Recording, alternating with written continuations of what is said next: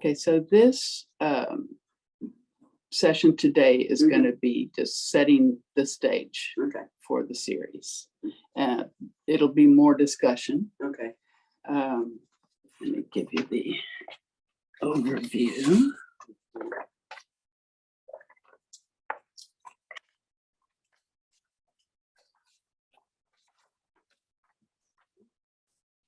So weeks 2 through 5 are going to be more content heavy, but I'll always want to leave time for discussion, questions. And then the last one will be probably more like this one, just, more discussion. I like the title, How Shall We Then Live? Do you remember what that's Francis Schaeffer? Yes. Yeah, love that. Yeah. Okay. So I wanted to start out with a poem, which is from this book, Jesus Feminist. Okay. That's an excellent book for, I love her spirit about it. It sounds strident, just the word feminist to some of us older gals sounds not lovely, but she's just the opposite. Okay.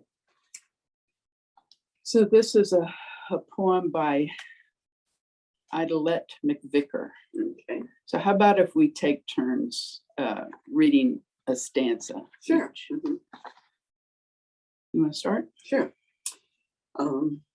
Let's see. Okay, I got it. Let us be women who love. Let us be women willing to lay down our sword words, our sharp looks, our ignorant silence in towering stance, and fill the earth now with extravagant love. Let us be women who love. Let us be women who make room. Let us be women who open our arms and invite others into honest, spacious, glorious embrace. Let us be women who carry each other. Let us be women who give from what we have. Let us be women who leap to do the difficult things, the unexpected things, and the necessary things. Let us be women who live for peace. Let us be women who breathe hope. Let us be women who create beauty. Let us be women who love. Let us be a sanctuary where God may dwell. Let us be a garden for tender souls. Let us be a table where others may feast on the goodness of God. Let us be a womb for life to grow. Let us be women who love. Let us rise to the questions of our time. Let us speak to the injustices in our world. Let us move the mountains of fear and intimidation.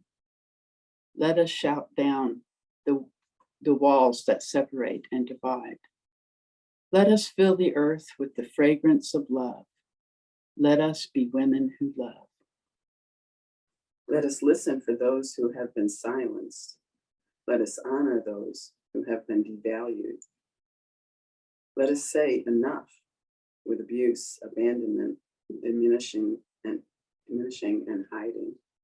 Let us not rest until every person is free and equal. Let us be women who love. Let us be women who are savvy, smart, and wise. Let us be women who shine with the light of God in us. Let us be women who take courage and sing the song in our hearts. Let us be women who say yes to the beautiful, unique purpose seated in our souls. Let us be women who call out the song in another's heart. Let us be women who teach our children to do the same. Let us be women who love. Let us be women who love in spite of fear. Let us be women who love in spite of our stories. Let us be women who love loudly, beautifully, divinely. Let us be women who love. Okay. Wow.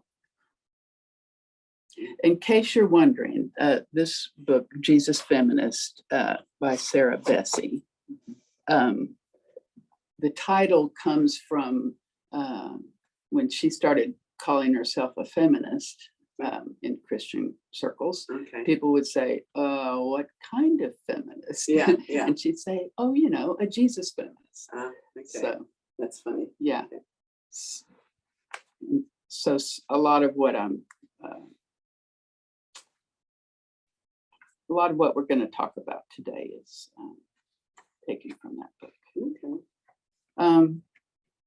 So the plan for today is, first I want to set a much wider context Okay. for the subject, which is, you know, the history of the world. Mhm. Women have not gotten the best end of the stick, Sure. and still don't. Right. And then I'm going to share my much milder story, Okay. and of course invite any other similar stories, Okay. and then talk about Jesus's treatment of women. Okay. So next question is, have you seen any of The Handmaid's Tale? So I have, but I don't know that I probably fell asleep during parts of it. So I need to rewatch. That's okay. Yeah. You don't have, you Mhm. have to know Yeah. all of it, but just having been exposed to the basic premise of it Mhm. will help. So my question is, well, first I'll start with the statement. Written by Margaret Atwater, Okay. or Atwood. Atwood. And she has said that every one of the premises, all the things that take place in the book, Mhm. have happened at different times in history, in different places in the world. That it seems so dystopian, it seems so unbelievable, but it actually, there's more fact there than is comfortable. Okay. Yeah. Yeah. Okay. So thinking about the premise and the things, can you think of any real life examples? Oh, well, I mean, honestly, I've got to say that I don't know The Handmaid's Tale Mhm. enough to really respond to that. Okay, Can you give me an example? sure. Yeah. I've got lots of examples. Yeah. No, so you're making me think, okay, next, if it's on Netflix or something, yes, I'm going to watch it now, and stay awake. Well, okay. I mean, I could play the trailer Mhm. for the first. Oh, that'd be Would interesting. you like to? Yeah. I was asleep before. That's how we let it happen. When they slaughtered Congress, we didn't wake up. When they blamed terrorists and suspended the Constitution, we didn't wake up then either. Now I'm awake. My name is Offred. I had another name. Ladies, I have to let you go. It's the law now. They needed to do it this way. All the bank accounts and the jobs all at the same time. You imagine the airports otherwise? Run! No, please don't take her. No! You girls will serve the leaders and their barren wives. You will bear children for them.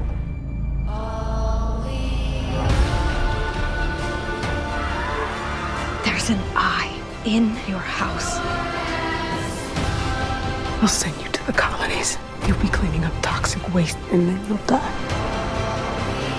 Tonight is a celebration of Gilead and of what we have achieved. We only wanted to make the world better. Better. Better never means better for everyone. I want to keep on living for her. Remember your scripture. Blessed are the meek. And blessed are those who suffer for the cause of righteousness.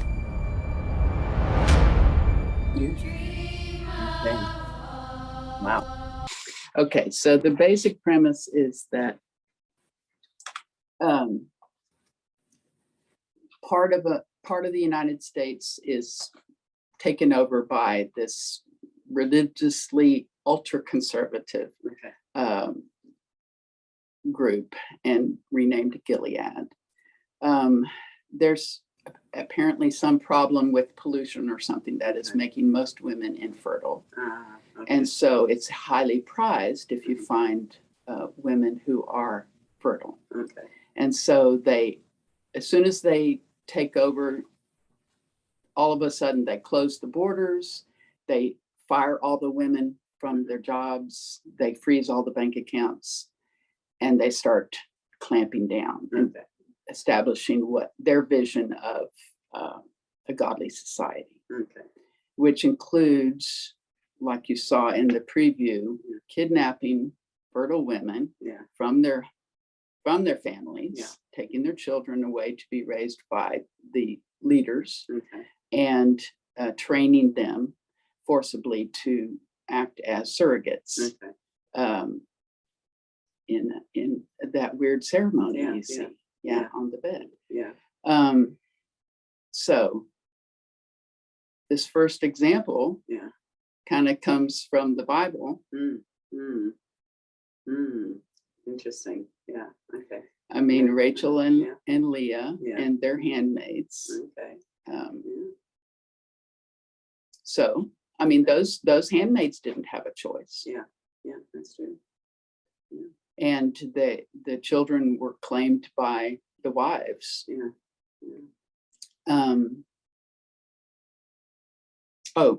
This is not the only example of that, though. Under the communist dictator of Romania, Nicolae Ceausescu, this was in the 60s to the 80s. In order to boost his birth rates, pregnant women were policed and birth control was banned. Wow. Okay.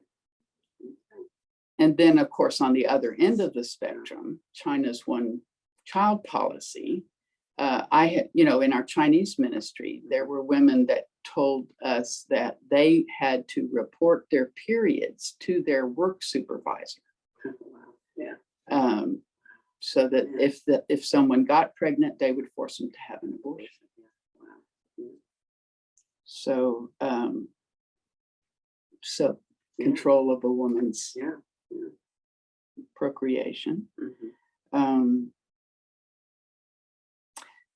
They demonized and persecuted innocent women in the series, and we can think of the Salem witch trials, where basically some elder in the church gets sick, and somebody says, "So and so must be a witch. She must have made him sick." It's like, where did this come from? It just somebody had a dream or something, and they would hang them. I mean.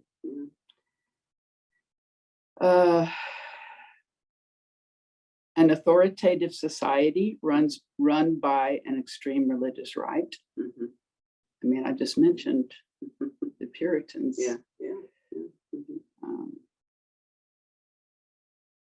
There are other scenes in the story where when a handmaid has the baby, when she's in labor, there's a whole crowd of witnesses, the other handmaids and the aunties.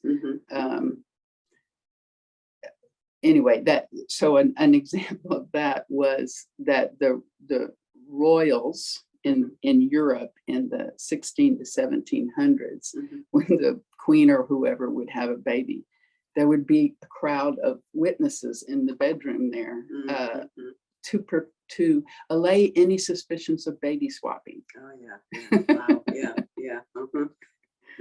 It's funny. Yeah.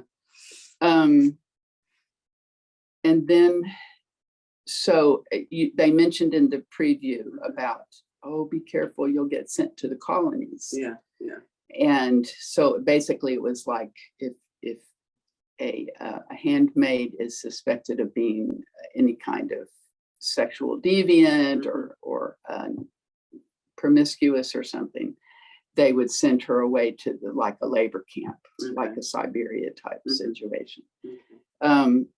And I didn't know about this, but if you look up on the web, American Plan, from the early 1900s through World War II, Mhm. there was a program to protect soldiers from STIs and prostitution. Mhm. So tens of thousands of women Mhm. suspected of carrying STIs were locked up in jails and workhouses on charges of vagrancy and disorderly conduct. Oh, wow. Yeah, I did not know that. They were forbidden to smile Mhm. or speak to each other. Yeah. And then there's also the example of the Magdalene laundries. You heard about I these? don't know that. No. This is in Ireland. Okay. Mhm. They were run by the Irish Catholics Okay.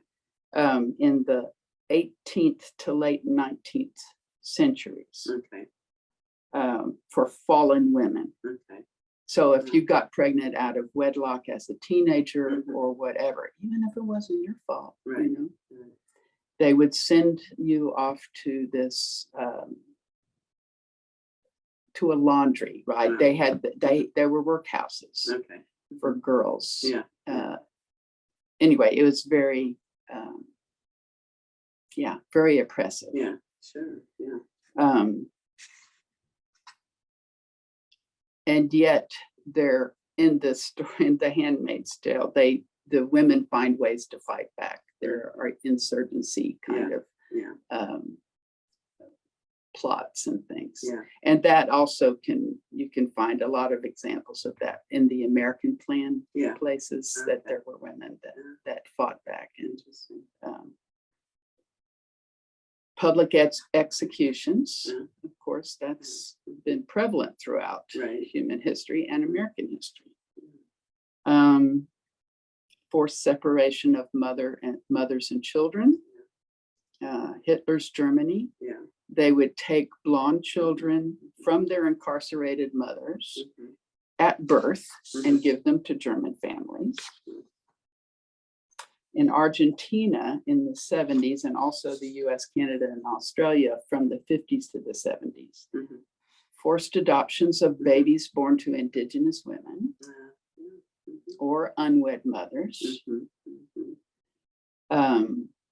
And then also Canadian, American, Australian, New Zealand, called native boarding schools Oh, yeah. Mhm. in the mid 17th to the earliest 20th century. So these went on for a long time. Established by missionaries Oh, yeah. in various denominations. So if you Google American Indian boarding schools, you can read more about all that. Yeah. And then most recently, Mhm. Trump made it a policy to Mhm. separate Yeah. families, children, with no plan of getting them back together, just kind of as a punishment for having tried. Yeah. Yeah. Yeah. And I'm throwing in a few bonus sobering statistics. Okay. So in Texas, women make up 94% of the victims of domestic partner murder suicides. Mm. Mhm. Almost 25% of women in the US have experienced severe physical violence by an intimate partner. Mhm. A woman is sexually assaulted every 2 minutes in the US. Yeah.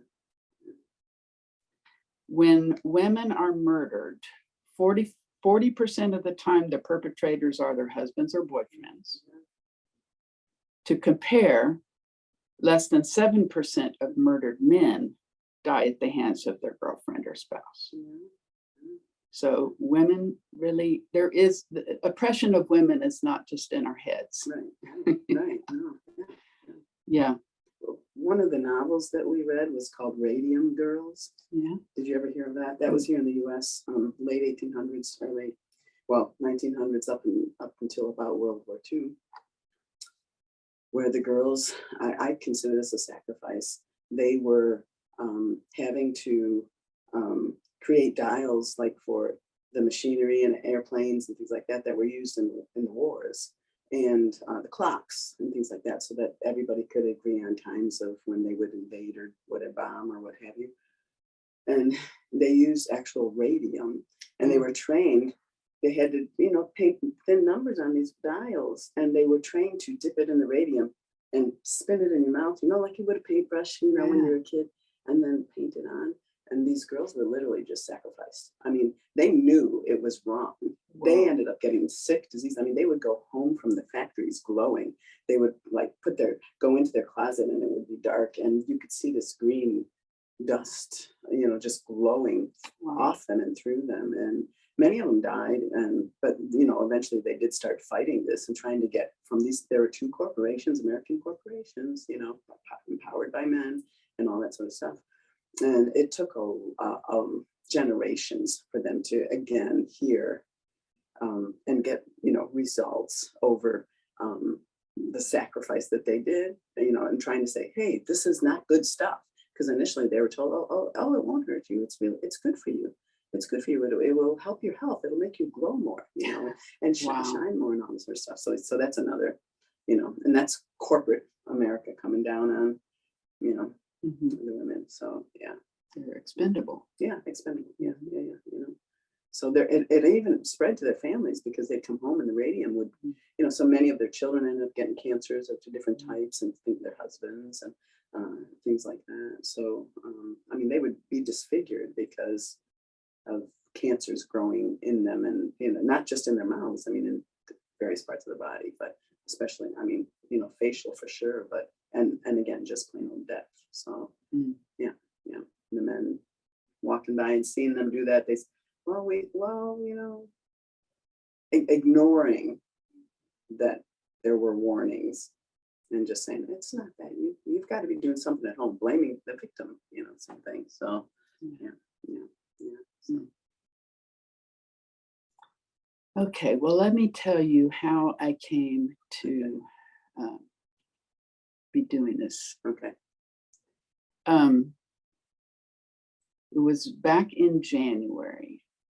Okay, I do different kinds of spiritual practices and exercises. A lot of it has to do with creativity and kind of this deep inner dive kind of stuff. Mm-hmm. And so I was doing one and something unexpected came up for me. Mm-hmm. Mm-hmm. And it was a feeling of shame about being a woman, and maybe the not feeling like for a woman to be a spiritual leader was a little dangerous, was a little towing the edge of her heresy. And I didn't think, I don't think that intellectually. So I was surprised to feel that come up. So I went, okay, so I guess I need to do a little more work here.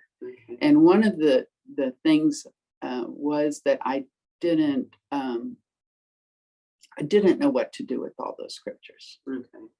And I wrote out all the scriptures I could think of about women being submissive and silent and being just feeling devalued or being blamed.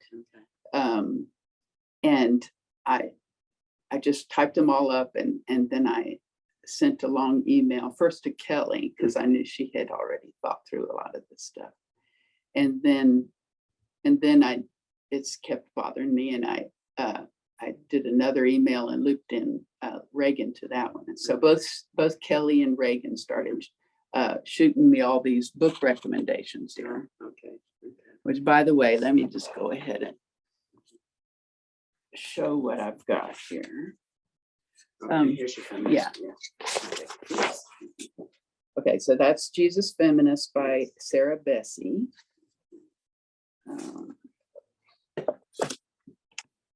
Next week, I'm gonna go through a lot of this one by Beth Allison Barr, and this is really a historical book about patriarchy. And she actually is a history professor at Baylor. And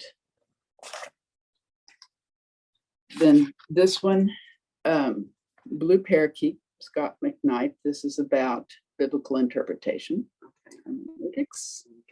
And actually this one and Jesus Feminist are both at the in the foyer. For sale if you're interested. And then Adam Hamilton, Making sense of the Bible. There's another hermeneutics one. Jesus and John Wayne, Kirsten Cobes Dumais, I think is how she says it. And you know that the conference in New Orleans, Yeah. she's going to be at this. Oh, ish. Oh, that's Yes. right. That's why I recognize you. Yes. I'm not going to use that much in this group, but it's worth a read if you want to. And this one I'm just referring to real quick, by Lynn Hybels, the wife of Bill Hybels. Oh, okay. So I started reading all these books, and it really helped a lot. Okay. You know, I grew up in the United Methodist Church, you know, very liberal. And my mother had probably been to a Sunday school class or something where they basically taught that Paul was a male chauvinist pig. So you basically didn't have to listen to what he had to say about women. Wow. Okay. But then when I became an evangelical Christian as a teenager, I learned, oh, you can't just cut out the verses and throw them away, because that's making yourself more, you're taking authority rather than letting the Bible be authoritative. So I really didn't know what to do with those verses. But reading the books helped a lot. And I hope that this will kind of help people not have to read all the books if you don't have time, because I'm going to distill them. Yeah. So it's not that I'm an expert in this area by any means, but I've read several experts, and it's reassuring that they reinforce each other. Okay. A lot of the things I've heard several different places, Okay. and even from YouTube videos like by N.T. Wright. Oh, Yeah. Okay. So there's at least agreement among this crowd. Okay. And I know that Reagan, this is what he believes. Right. You know? Okay. So that makes me feel not so Sure, a little bit, not so yeah. heretical. Right. Yeah. Okay, so I grew up. I was born in 58. Okay. Right. Yeah. So I grew up in the South, in as part of my generation. When I was a kid, my grandmother, who was my main parent, she expected the girls to go to college. Okay. But it's interesting, the classes that she suggested that I take as electives in high school: home ec, Oh yeah. typing, Oh yeah. shorthand, Oh wow. Yeah. and accounting, Oh yeah. because she knew that at least I could be a secretary. Right. And she was right. I mean, those were good things for me to take, and I ended up using them, definitely. Yeah. Except maybe the shorthand. Okay. Oh yeah. I had a boss who used that shorthand. Sometimes I used it to take notes in school, but I didn't. Right. I never used it with a boss. Okay. Because my parents were out of the picture young, and even my grandmother, by the time I graduated from high school, was suffering from dementia. And I had lived for a while with an aunt and uncle, but it was like as soon as they got me graduated, that was their duty was done. Okay, you know. Yeah. So I was pretty much on my own in the world. So I think that had a lot to do with Keith and I getting married young. Okay. Yeah. We got engaged within weeks after I graduated from high school. Oh wow. And we got married when I was 19. He was 21. Okay. And we were both products of the church that we went to and the Christian culture. Yeah. So we were talking about whether I should enroll in the second semester at college, and he said, you know, I'm going to be the breadwinner, so there's really no need for you to go to college. Right. And so I didn't. Yeah. And he's since apologized for that. Wow. He feels bad that. But you know, we were young and stupid, and He was a product of it. Of his yes, exactly, environment, so. exactly. And I can't really complain too much because it worked out pretty good in my life. Right. But I wouldn't advise Yeah. young women Yeah. Yeah. to Right. do what I did. Yeah. But and then at our wedding, Mhm. the pastor was using a wedding ceremony script Mhm. by, I don't remember who it was by, but it was Okay. somebody who was really strong on submission part. Okay. Okay. And there was one part of the ceremony script that the pastor advised us to, let's skip this part because it's kind of too strong. Okay. And Keith was willing to skip it too. Okay. But I said, no, I want it in there. You know why? Why? Why? What was it? Because my older sister Mhm. was an atheist feminist, Oh. very strong in her opinions. Okay. I had been having debates with her all through my high school years. She was older than me. And so this was my chance to have her as a captive audience. I was gonna Okay. just Yeah. jab her, you know. There you go. So I have it in my wedding book, the Uh-huh. actual script of the ceremony. So Okay. this was exactly what he said. Okay. Celeste, Keith is your chosen leader. To marry him, you must be willing to always accept his leadership. Even as you have no right to go against the word of God because you claim Jesus as your Lord, neither do you have any right to disobey your husband. In the divine rule of marriage, he is your final word. So fortunately, Keith has never been an oppressive kind of guy, right? And I think that a lot, even in patriarchal complementarian churches, there are a lot of couples that just naturally, they don't live in oppressive relationships.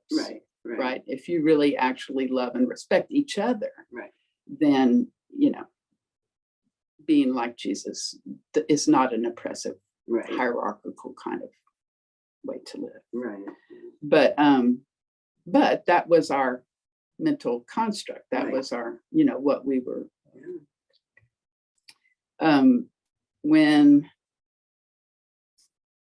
When Keith was going to Bible school, at his graduation ceremony, they gave little tongue-in-cheek awards to the wives for a PhD degree, putting hubby through. Oh, putting hubby. Okay. Yes. Oh my gosh. Yeah. Okay. And then he went on to go to Regent College, and so he ended up with 2 masters. Okay. And then when we started the ministry to the Chinese here in Houston, I was his helpmate, right? And I was very involved in the ministry, especially at first. And so basically I was his staff of one, supporting him. I remember one time I had to work as a secretary sometimes just to help make ends meet. And the interviewer asked, so do you have some goals? And I said, yes. And she waited there for me to elaborate. And I didn't, you know, because my goal was to support my husband in his ministry. And I knew that's not what she was fishing here. Oh, that's funny. But I didn't have any goals for my career. Right. And actually, we worked out a new deal also financially. Okay. So we started out with him trying to be the sole breadwinner, which didn't work much of the time. Okay. But then later on, after we had kids, and for a couple of years, I homeschooled them. Well, I had to quit a job to homeschool them. Wow. Okay. And then we put him in a Christian school, and the new deal became, he pays for our living expenses, I pay for our kids' education. Oh, wow. So I was working as a secretary at the Christian school, Okay. earning basically just enough for them to go there. Okay. But then, you know, financial pressure. Right. It's hard to make it on one person's not very high income. Right. So I finally, in my 40s, I started working at Rice. Okay. And it wasn't until then that I started getting interested in my own career. Okay. And Keith was very supportive. He started taking over cooking, and I worked really hard and was able to rise through the ranks and got, I mean, I have a higher position than I ever thought I would have. Right. Yeah.